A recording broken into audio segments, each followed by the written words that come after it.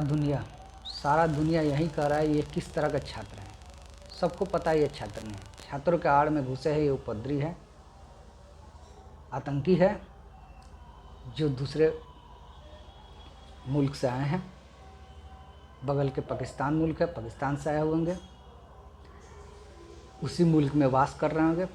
बहुत सारे संगठन पहले से चला रहे थे, गुप्त रूप से काम चल रही थी, क्योंकि प्रधानमंत्री आवास में छात्रों का आड़ में वो उपद्रवी ही घुसे जो प्रधानमंत्री आवास को छितर बितर किए। उसके बाद अल्पसंख्यक और हिंदुओं पर हमला किया, उनके मंदिर, उनके घर को जलाया।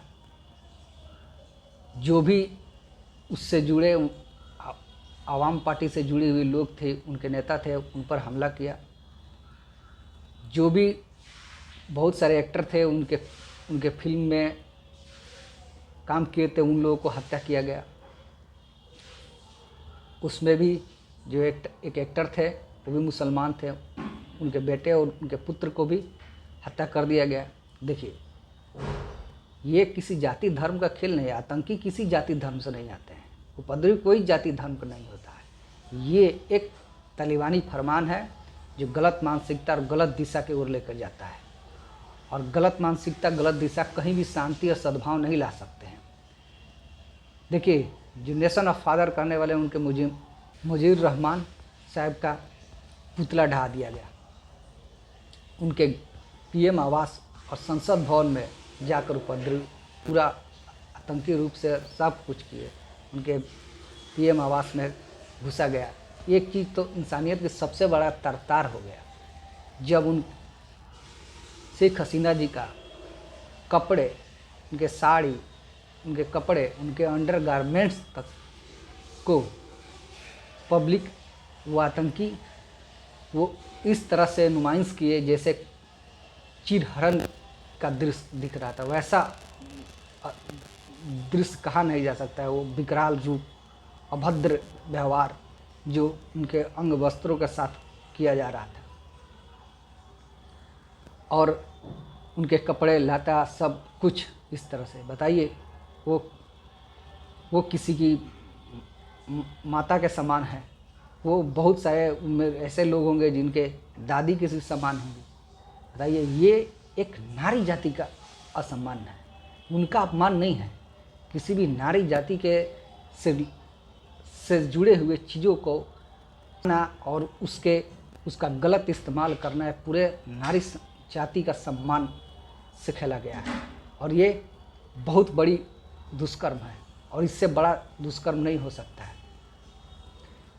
दूसरी चीज़, संसद भवन में जाकर बताइए, जिस संसद भवन में उस देश का लोग नहीं थे, वो सब लोग छात्रों के आड़ में आतंकी थे। वो जाकर अपने ही संसद भवन को कोई नहीं ऐसा क्षति पहुंचा सकता है।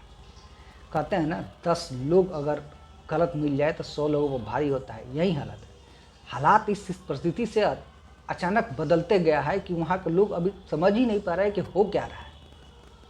छात्र आंदोलन अचानक एक गलत दिशा में मोड़ लेते हुए चली गई, हर बरहर, और सेना देखते रह गई।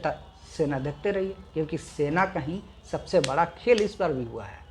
बस सेना ने इतना रहम कर दिया कि सेना उनकी जान नहीं ली, नहीं तो सब कुछ। बताइए, सेना तो इतना लॉ एंड ऑर्डर मेंटेन कर सकती है ना कि ठीक है, शेख हसीना जी देश को बाहर भेज दिया, अब तो लॉ एंड ऑर्डर शांत कर लेना चाहिए। नहीं, अभी भी उपद्रव मचा रहे हैं, निसहार हत्या लोग कर रहे हैं, बेगुनाहों का जान ले रहे हैं, हिंदुओं को टारगेट कर रहे हैं, और हिंदुओं में सबसे ज़्यादा अल्पसंख्यक वर्ग से जुड़े लोग हैं, और हिंदू और समुदाय और उनसे इस्कॉन मंदिर, हर चीज़ तहस नहस किया जा रहा है। बेवजह निर्दोष लोगों को मारा जा रहा है। ये जो ताकत, जो अंतर्राष्ट्रीय ताकत जो है ना, वो अपने आप को जो समझ रही है ना, वो भूल जाए। बड़े बड़े साम्राज्य आए और चले गए, आप किस बल और स्वरूप के लिए घमंड में अड़े हुए हैं। हर चीज़ का एक समय आता है और वो अपना समय पूर्ण करके जाता है।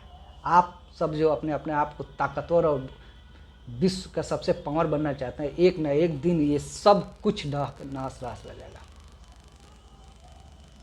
एक चीज़ बताइए, ये हथियार, बंदूक, गोले, एटम बम, मिसाइल, न्यूक्लियर, ये सब कुछ किस लिए बनाया गया? इसीलिए बनाया जा रहा है कि हाँ, कोई बाहरी ताकत, बाहरी ग्रह से, बाहरी चीज़ से आया जाएगा तो उसे लड़ेगा।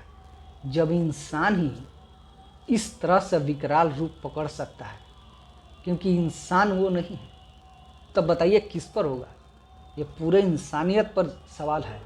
ये सारा इंसानियत ये जवाब पूछ रही है कि इस तरह से ये इंसान नहीं हो सकते हैं।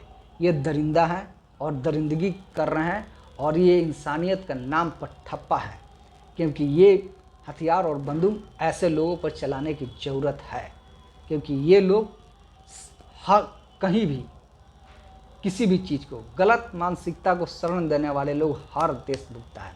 अमेरिका भुगता है, गलत चीज़ों का साथ दिया, उसामा बिन लादेन का साथ दिया, अमेरिका भुगता है, लंदन भुगता है, ब्रिटेन भुगता है, हर मुल्क भुगता है, चाइना भुगता है।